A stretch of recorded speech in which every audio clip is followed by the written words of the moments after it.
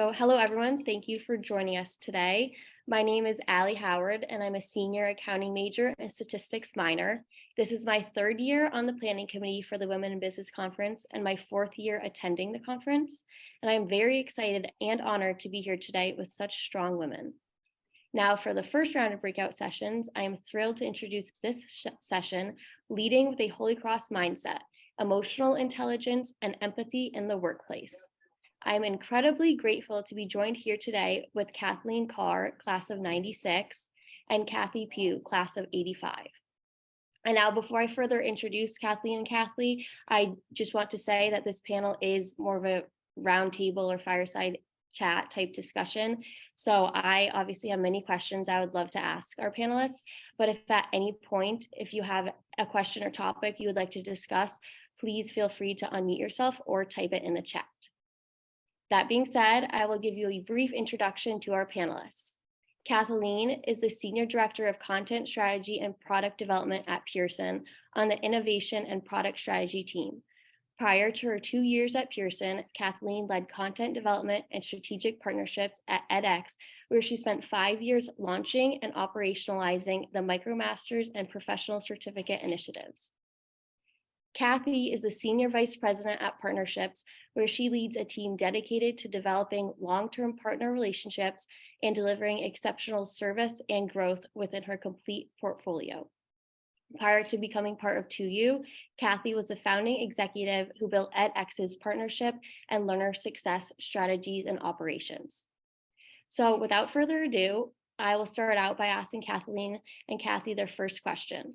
So as I just mentioned, you obviously worked together, and I wanted to know, like, how easy was it for you to be able to connect with each other while working at this ed tech nonprofit, because you have the same Holy Cross upbringing? And I was hoping you could just share a little bit more of what that was like.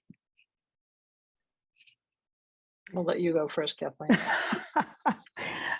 Yeah, well, I think initially, just even in the interview process, when I got to Kathy, who was, certainly the last gatekeeper to getting a role at edX.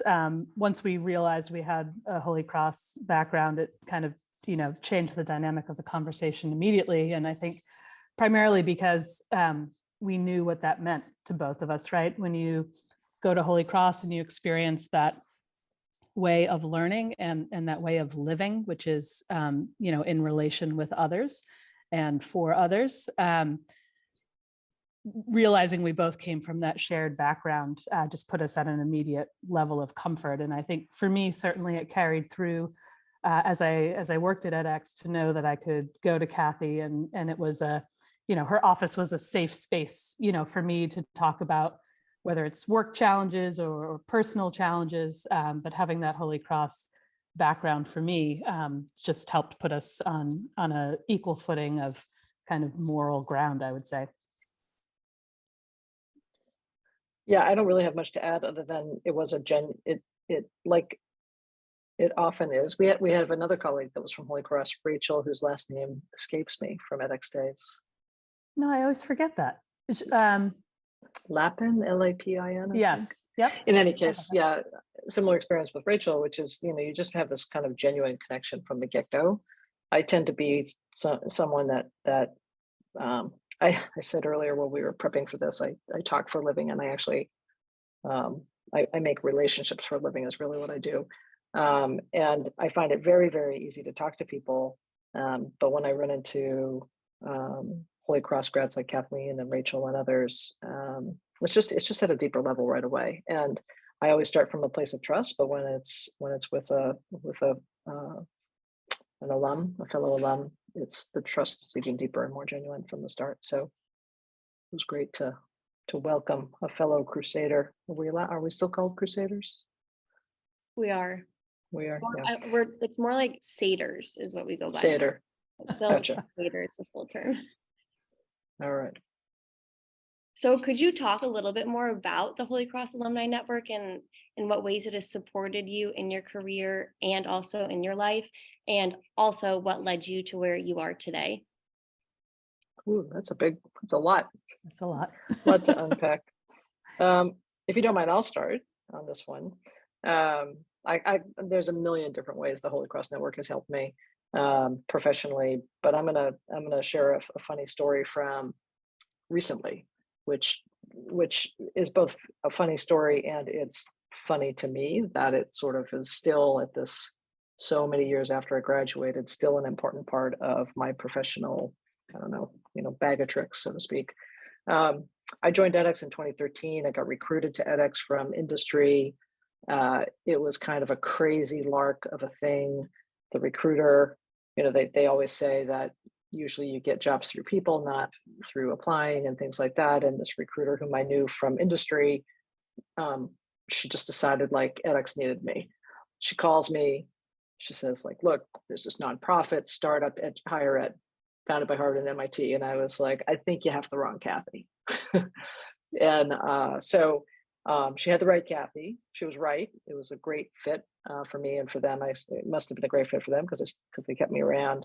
But shockingly, because I might have a bit of a reputation of being confident in what I do, if not overly confident, I was rather nervous / intimidated when I first came to edX because my responsibilities included developing deep relationships and asking university leaders, presidents, provosts, deans, etc., to do something crazy, which was this MOOC thing back in the day. And those people are important people. They're very intelligent. They are the presidents and provosts of the leading universities around the world, from China to San Francisco. And I was really intimidated. And I was just like, I was beside myself about it. And wouldn't you know, I'm having a Harvard lunch, and sitting next to me is this gentleman by the name of Rob Liu, who's also a Holy Cross grad, also my class, but I didn't know him at school. And I can't even tell you all the ways in which he helped me assimilate from industry to nonprofit, from business to education. He just was an amazing mentor, essentially. And I never would have made that connection if it hadn't been for Holy Cross. And it was incredibly, aside from the recruiter that called me to come to edX, it was the most impactful thing that's happened to me in my career. So that's how the network has helped me. Yes. Kathleen, what about you? Mine, I think, slightly other end of my career. So the very start of my career, I was an English major, thought all along I was going to go to law school, applied, was accepted, decided, I don't think I want to do that right now. And now what do? I didn't have a teaching certificate or anything else to do with my English degree. And at the time, this is 96, was not as easy to go online, right, and find connections like you can. So I literally drove to Holy Cross, got printouts of all of the Holy Cross alumni, their contact information, anyone who was living in Boston and working in publishing, which I didn't even know what publishing was, but I had heard that you could potentially do that with an English degree. So I called every alum on the list, and one called me back, which was Terry Driscoll, who owned a publishing company in Boston. And he was larger than life type of guy. I walked in and he said, Kathleen, Holy Cross. Okay, let's go. And that was the start of my publishing career. So I worked in publishing for 15 years before going back to school for an MBA and moving into ed tech. But literally calling Holy Cross alum. And so what I took from that was to try to be that way, right? If I ever hear from a Holy Cross student or alum, I always try to participate and help to pay that forward, because that truly, he launched my career, and it was wonderful. So yeah, call everybody you know. That's my advice. Yeah, that's great. I know Kathy earlier asked me about why I chose Holy Cross, and I guess that also is another reason why I picked Holy Cross, just because I had heard of there's such strong alumni network, and I totally have witnessed that today. I've been helped by so many alumni with getting a job or getting my internship and everything, which has been really great. So now moving on, I wanted to talk more about Holy Cross's mission statement. So maybe could you first remind everyone of what that mantra is, and then what does it mean to you? Like, for instance, how has the Holy Cross mission influenced how you live and your work experiences? You want to take that, Kathy? I'm gonna let you, because I feel like you embody this much more than I do. I feel like I'm always trying to live up to it, but Oh, wow. Well, that's a huge compliment. And that is scary to me that you would say that. But just because of that, so the Holy Cross mantra or motto that I hear is the men and women for others. And I know there's, extensions of that. And I was looking on the website, there's a larger mission statement. So Allie, certainly feel free to state that one and have us comment if you'd like. But the men and women for others is, quite honestly, is haunting to me. I hear that in my mind often, whether just in the workplace or personally, and to try to live up to that is a huge, just a constant in my life. And I think Kathy alluded to this earlier in her comments. We used to say this at edX, and I still say this in the workplace, is to assume good intent of others. And I think to me, that's an extension of men and women for others, right? If you assume good intent, whether in your work life or personal life, then you're starting from a place of living and working in community with others. And so, I say that it's haunting. It's haunting to me in a good way, because I think it has informed the way I live my life and how I treat people. So I'm grateful for Holy Cross for instilling that in us. And I think that came for me in a myriad of ways, from the classroom and the way my professors truly took an interest in me, intellectually and personally. And, certainly in the Jesuit teachings themselves, I try to carry that with me and live up to it as best I can. Certainly not something you can do all the time, but I certainly try, and I credit Holy Cross with instilling that. That's great. Kathy, is there anything you'd like to add?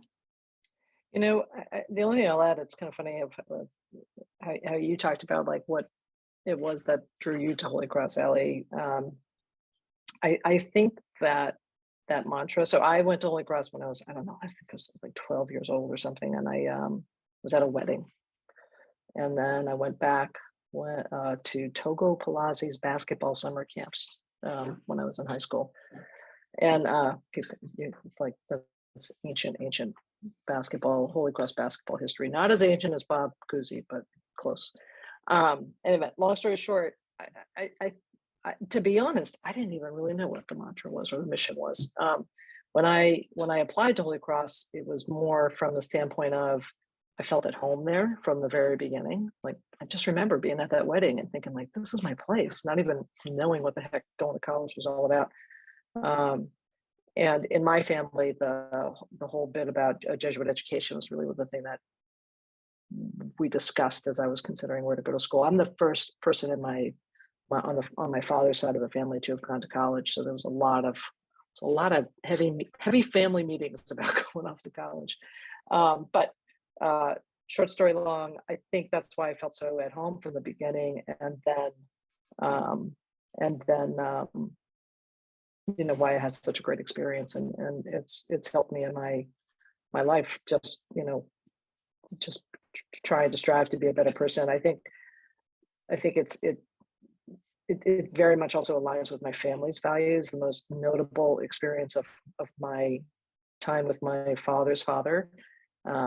He was an Irish immigrant. He worked 3 jobs to support his family, and he would give the shirt off his back to anybody, and he couldn't afford to, but he would, so it's yeah, that's all I have to add.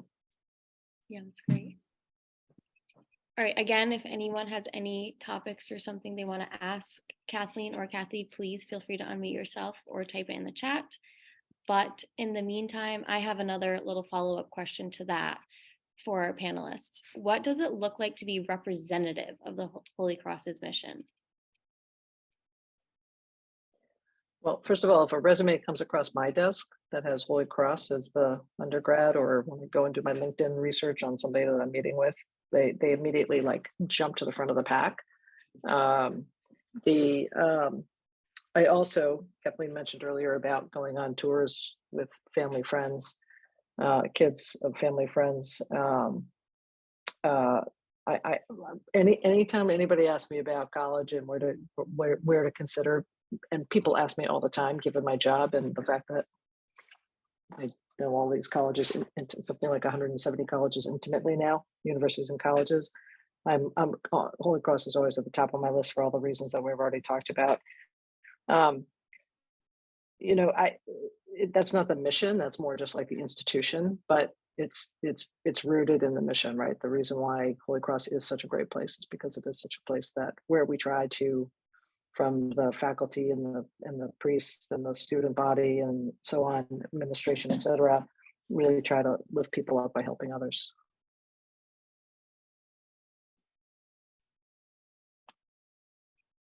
Kathleen, do you have anything else to add? I think, you know, I know that Holy Cross tries to educate, I think they say global citizens, right, with competence and courage. I think for me, I credit Holy Cross with quite literally teaching me how to think about a topic, how to think about a problem. And so I just try to continue to educate myself, whether it's around, you know, global topics or my own industry or outside my own industry, and to think through different perspectives, right, other than my own, and seek out those perspectives to just have a more well-informed mindset. And so I think the way that Holy Cross taught helps me to think differently and to just try to continue that education on my own. Yeah, that's great. Our keynote speaker was just saying the exact same thing, how she thinks, like, obviously finance and business majors are great, but the major benefit of a liberal arts education is definitely it allows you to just think so much better, which I think is just great. So now moving on, I guess a little bit similarly to that, another question that we wanted to focus on is emotional intelligence. So first, could you describe exactly what emotional intelligence is and how have you used it throughout your career? Well, I cheated and pulled an actual definition that I like around emotional intelligence. So Kathy, I'll just spew this and then we can speak to it. But so the definition I like is the ability to understand and manage your own emotions, as well as recognize and influence the emotions of those around you. And I think for me, as Kathy noted in her role, she has a highly relational role, and I do too, working in partnerships in business. And I think for me, what I found is if I am personally authentic with the people I work with, the people I meet, then it gives other people permission to be authentic as well, right? And that displays itself in a myriad of ways. And certainly, during these past few pandemic years, I think a lot of us, became more open and authentic in revealing ourselves and the challenges that we faced, whether in, the workplace or personally. And I think when you do that, it's kind of unbelievable, the types and depths of relationships that you're able to build and cultivate. And, for me, I'll say that those are authentic to me. I'm a relational person. I enjoy that. So certainly if that's innate in me, so that's helpful. But I try to just, if someone asks me how I am, I don't just say fine, right? I'll share, well, I'm having this, struggle with, a sick family member, or so I think being authentic yourself gives other people permission to do that as well. I guess another follow-up question I have with that, Kathleen, I feel like it's personally harder for me, and maybe some other people can relate to that, with really like opening up to men in the workplace. So do you have anything to say on that? Like, do you have any advice, or, because I think it's a lot easier to be more authentic with my relationship towards other women coworkers and students? Yeah, I think that's fair. I think in the workplace, finding men and women who will be sponsors to you is really important. And so people who will support you and mentor you along the way in your career. And I think, for me, it's less of a gendered issue and more of finding someone who you connect with, who you respect and admire, and who you think would be a good mentor to you. So, and I think if it's difficult with men, quite honestly, perhaps you haven't found the right mentor, whether male or female. But for me, I think it's just comes with time and spending that time in relation with others, whether male or female. But I think it's, certainly it's important to try to cultivate that, I think, with men as well as women. I was lucky enough to work in a place with Kathy where there were women like herself who were in executive leadership roles, but certainly typically often it's still male dominated in some of those executive positions. So I think it's important to try to cultivate those relationships so that you can get that sponsorship. That's great.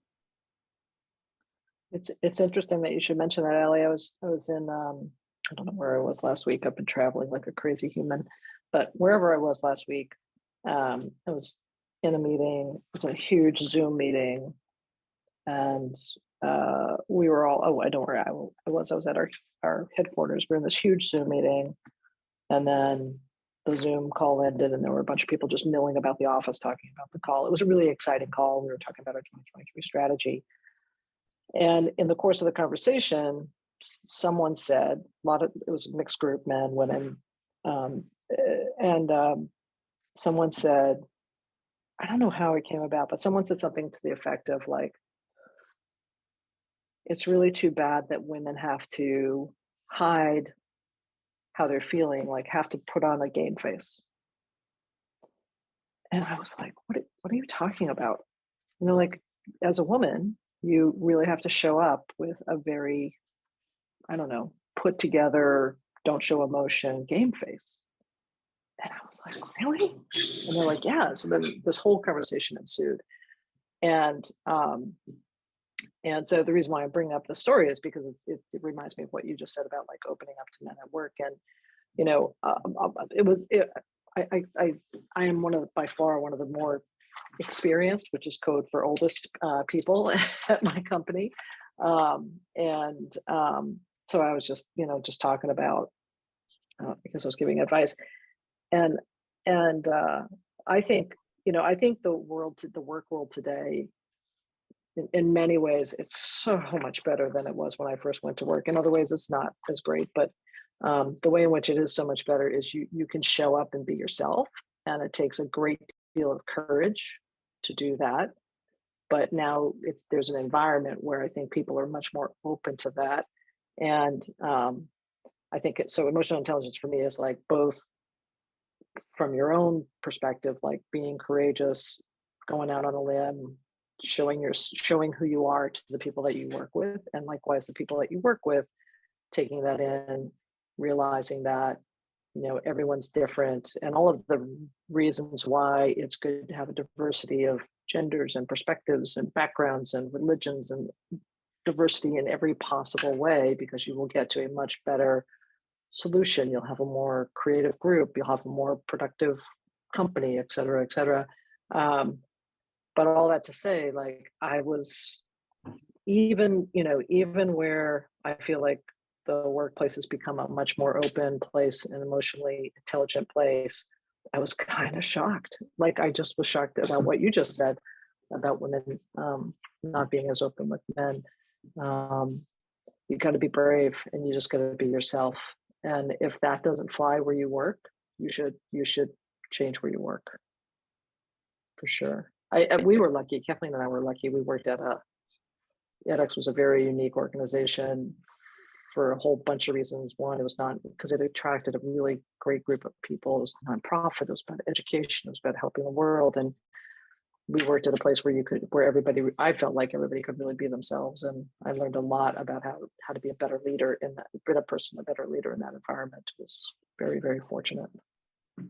I agree. And, I'll say certainly that gets easier as you, we'll just say, get older, right? As you spend more time in the environment. I am much more willing to be my authentic self and to speak up at age 48 versus 28 or 22, right? So it becomes easier, but I think finding those, people who can help you. And I'm thinking, Kathy, back to a meeting we had where, we're sitting around a table with a lot of smart, well-spoken, loud people, right? And sometimes it's hard to get a word in. And I remember I was in a meeting and I was interrupted, and a woman named Sasha, who was our head of marketing, stopped the meeting and said, Kathleen, what were you saying? I don't know that you were done making your point. Was there something else you wanted to add? And I was so grateful in that moment to her, right? She recognized that I was still speaking, that I was interrupted, and thought what I had to, and to me, what that said was, what I have to say is important enough that the senior leader will stop everybody else and make them listen to me. And I thanked her, for that after, and she kind of shrugged it off like no big deal. But I have always remembered that.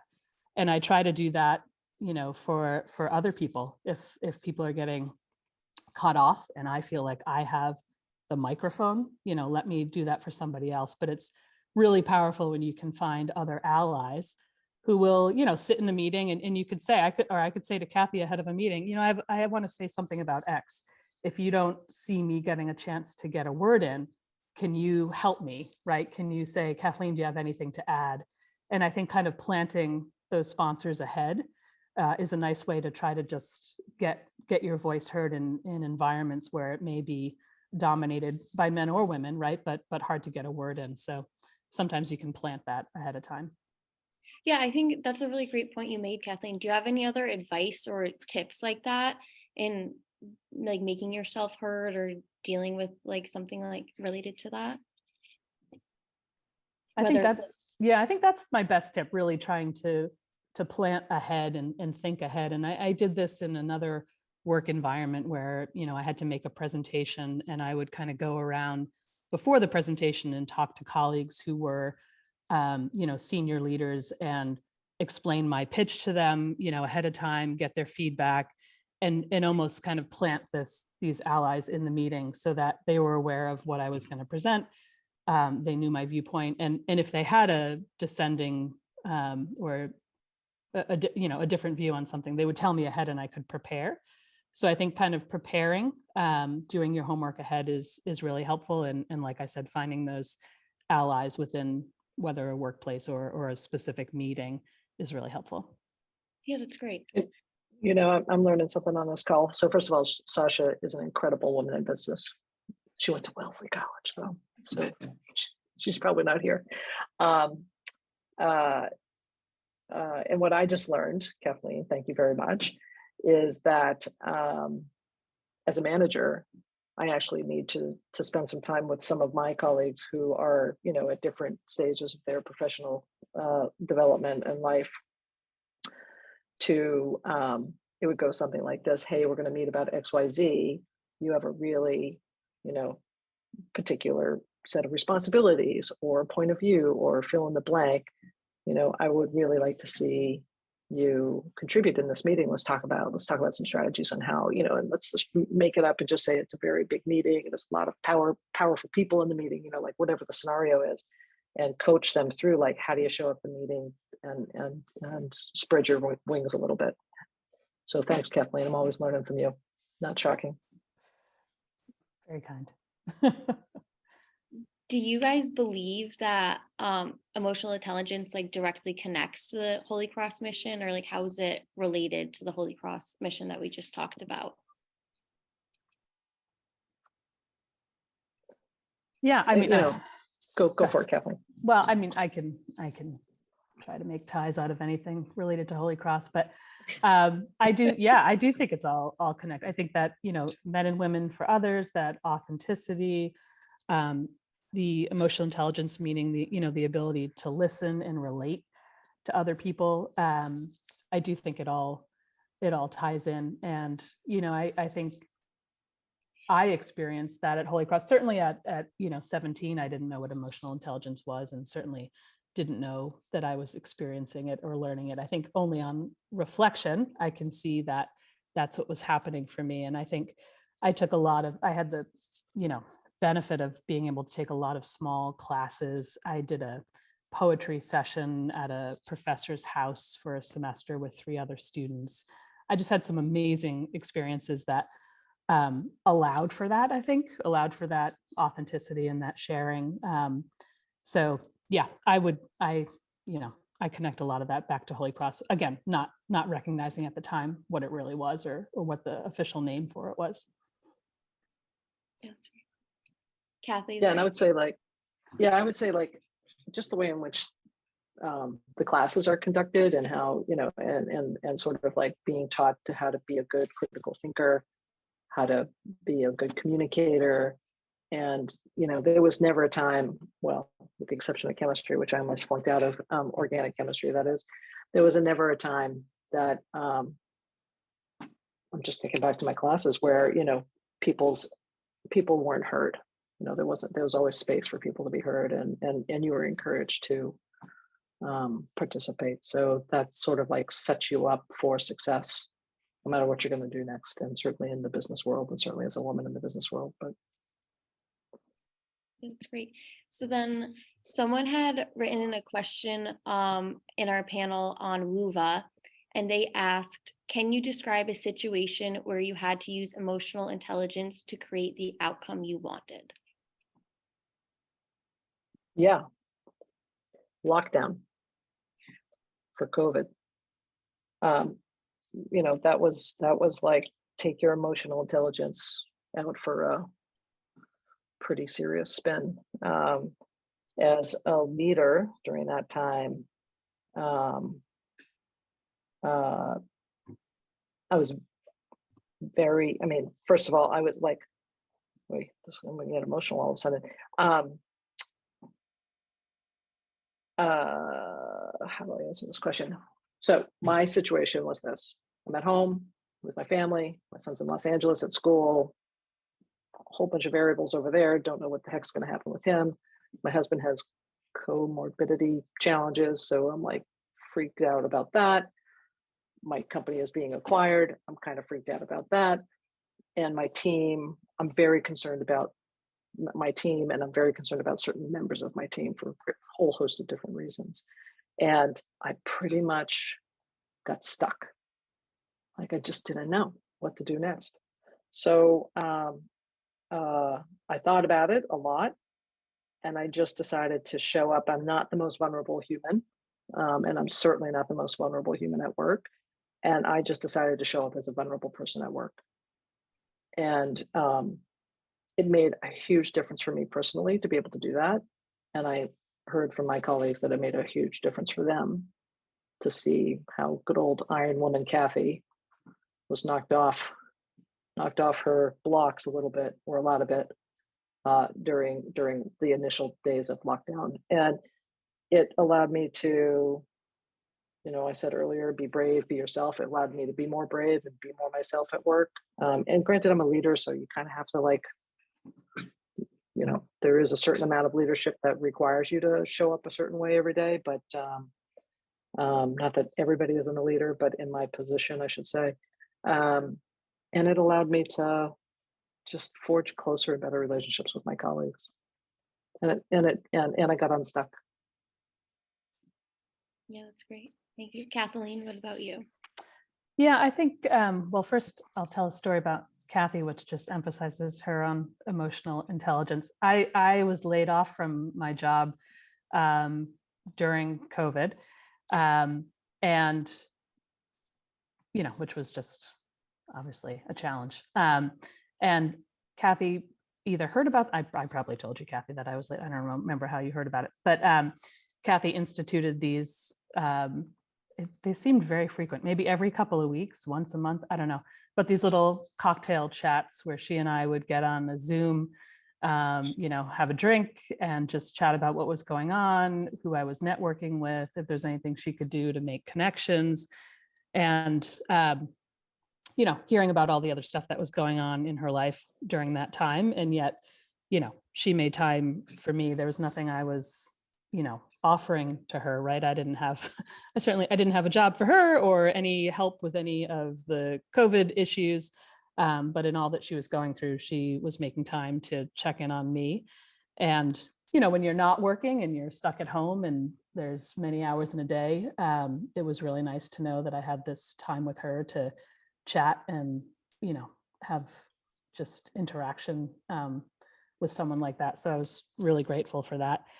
And I think just as Kathy said, certainly during the pandemic time, I noted more, people just being more and more authentic about what was happening in their lives. And like I've said, I think when you do that yourself, you just give other people permission to do that too. You show yourself as vulnerable, as Kathy said, and as someone who's willing and able to take that from others. So I think demonstrating that yourself allows other people to do so.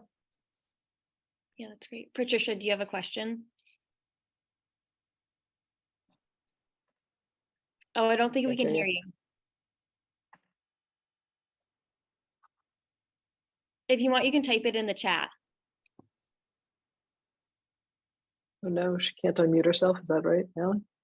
Yeah, I don't think, or something is wrong with her microphone or something. I think she might be typing it in the chat though, so hopefully we can hear. Zoom can be the best and the worst. Oh, I know.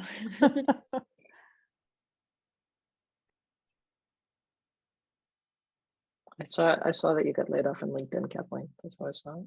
Oh, fabulous. Well, that's depressing. I don't know. It all works out. Yeah. I just remember how isolating it is when you lose your job for whatever reason, and that's why I reached out, to be honest. And of course, we were in lockdown, so it was like double whammy. How's Patricia doing on the? She said it's taking a while for her to type, so we can keep No talking problem. in the meantime. No problem. Every time I say Patricia, for some reason, I have all these, well, I know the reason. I have all these Spanish people in my life, and they're all named Patricia, but you pronounce it Patricia. Yeah, I probably didn't do that right, but that's how I say it. And they'll smile at me because they're emotionally intelligent, and they're like, look at Kathy trying to speak Spanish. Kathy, I guess I have another question for you about being a leader. Sure. Do you really encourage the people below you to use emotional intelligence? Like, are you a big advocate for that, or do you kind of want it just to like naturally happen? Yeah. So look, I graduated in 1985. We were, those of us jumping into the workforce in 1985, we weren't down with this emotional intelligence stuff. It wasn't a thing. And I went straight to Wall Street, anti-emotional intelligence at the time kind of place, right?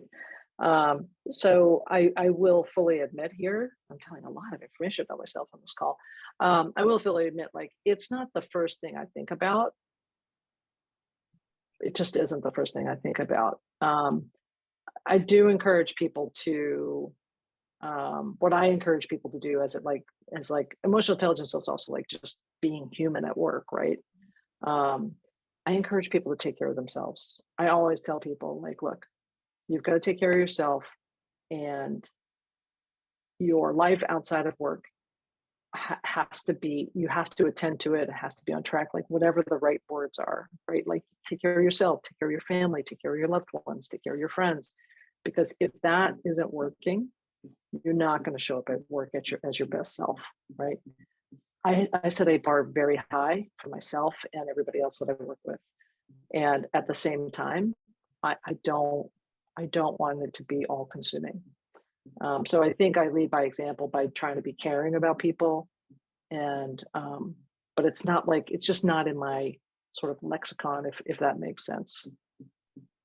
Well, I'm gonna contradict you, Kathy, because it may not be in your, you may not think it's in your lexicon, but I think that, we all do that in different ways, right? Whether verbally or example or how we treat people, right? And I had a situation where my mom was really ill when I was at Holy Cross, and when I was at edX, and Kathy's response was, we don't expect to see you in the office, anytime soon. It's like, go, take care of your mom, be with your mom, and, we'll see you when you get back. And it's, such a freeing thing, right? When you've got something going on personally, to know that your workplace is supporting you and giving you the time and space to deal with that. So I think some people are vocal in, how they display this emotional intelligence, and some do it in how they treat you when you're actually in a situation of need,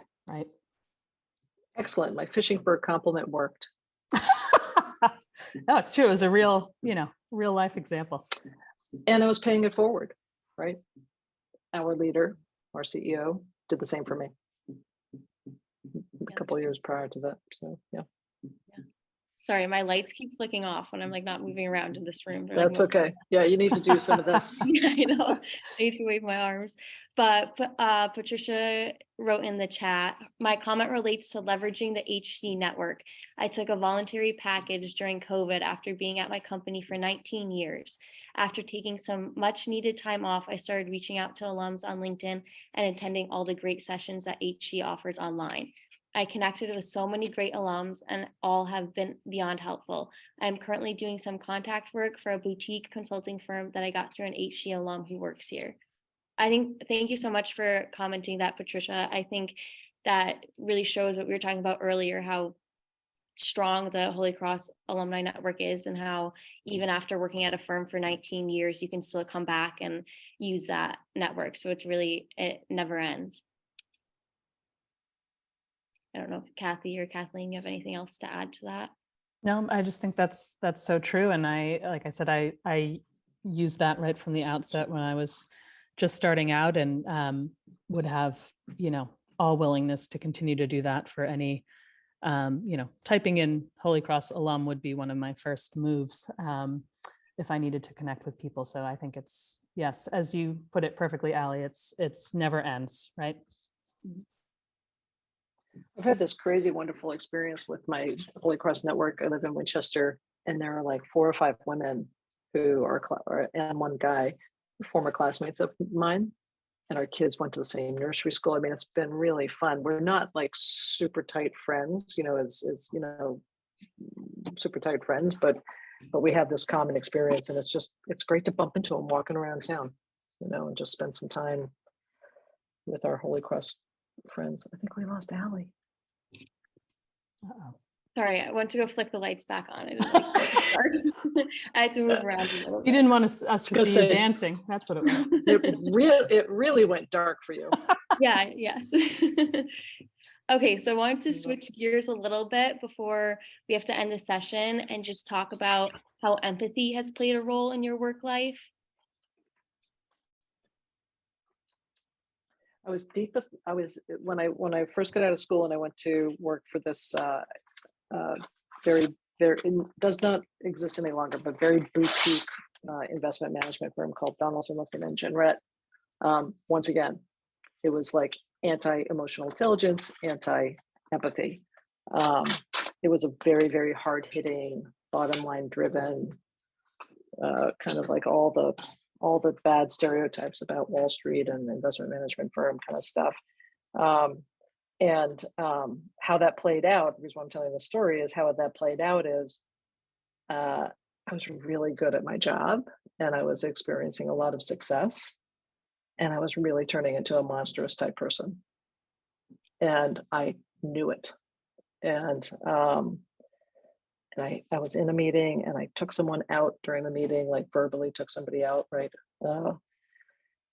Just told them that their idea was stupid, or I don't even remember what the heck it was. All I remember was he came into my office after the meeting and he said, "You realize that I won't have a job after today's meeting. And I have children, and I have a mortgage, and I have to provide for my family.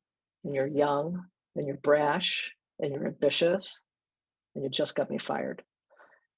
And I was like, "Oh my God, I can't work here anymore." And I left. I went I quit my job. Within weeks after that, coincidentally, one of my good friends from Holy Cross also quit her job for not the same reason, but similar situation. She was in an environment that was terrible, it was toxic. And we went to Italy for like 6 months. And then that was a very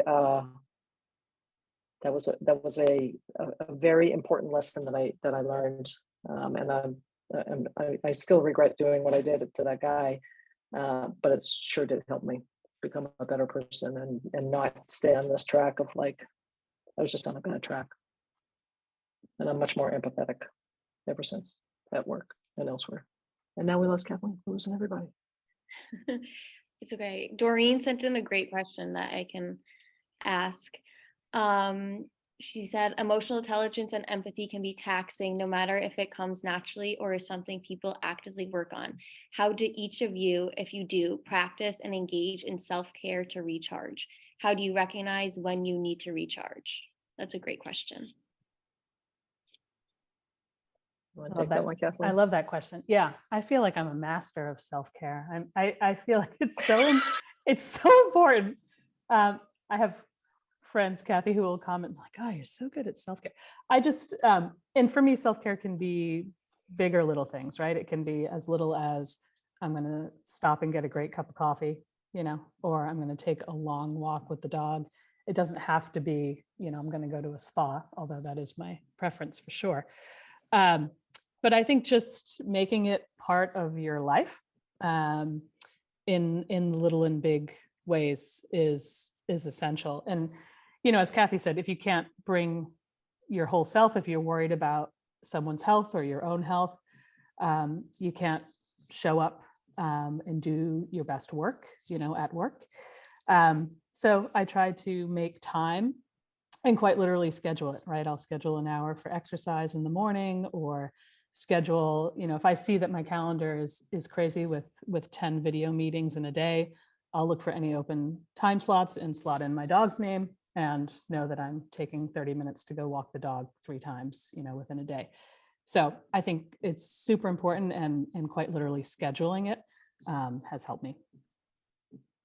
Yeah, me too. Just schedule the time. And I schedule time that's like just me time. It usually involves a tennis racket. And then, well, I guess that's not just me time, but it sort of feels like just me time. And then I make sure I make time to connect with my family. I'm super lucky. I live near my brother and my sisters. I love spending time with my husband. My son happens to be home right now for a couple of months.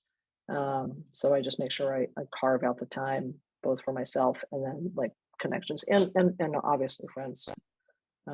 So if you don't make that time, you'll regret it. You'll burn out, really. And I know I need it when I become just a little bit snippy, both at work and at home. My husband's quite used to telling me like, now's the time you need some rest. And then my poor executive assistant usually has to be the one that tells me that I work.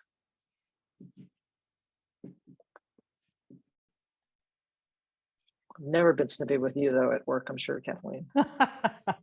I don't remember those moments. I only remember the good moments. Sure. Yeah. All right, does anyone else have any questions to ask our panelists?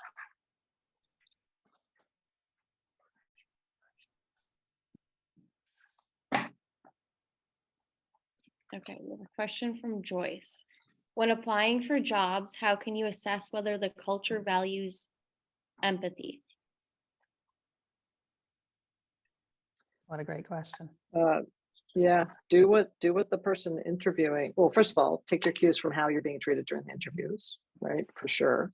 But if empathy is important to you and it ought to be, do sort of like role reversal. The famous behavioral interview questions, like tell me a time when you were faced with XYZ. How did you get through it?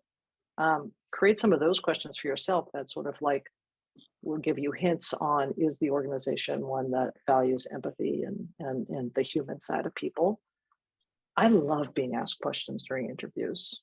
Granted, by the time I interview somebody, it's usually like the final interview, and it's just to make sure like they feel like a good fit, like everybody feels like a good fit. Yeah, that's what I would do.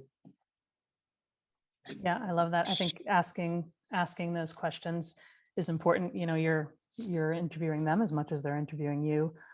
And then I'd say do your homework, research the company, find other people who work there, and ask them, what it's like to truly be there. So do as much research as you can, and try to find other people there who you can talk to. And don't work at any Elon Musk company because he has no empathy. Okay. Stating the obvious. That's how I got to my position in life. Any other questions before we close out?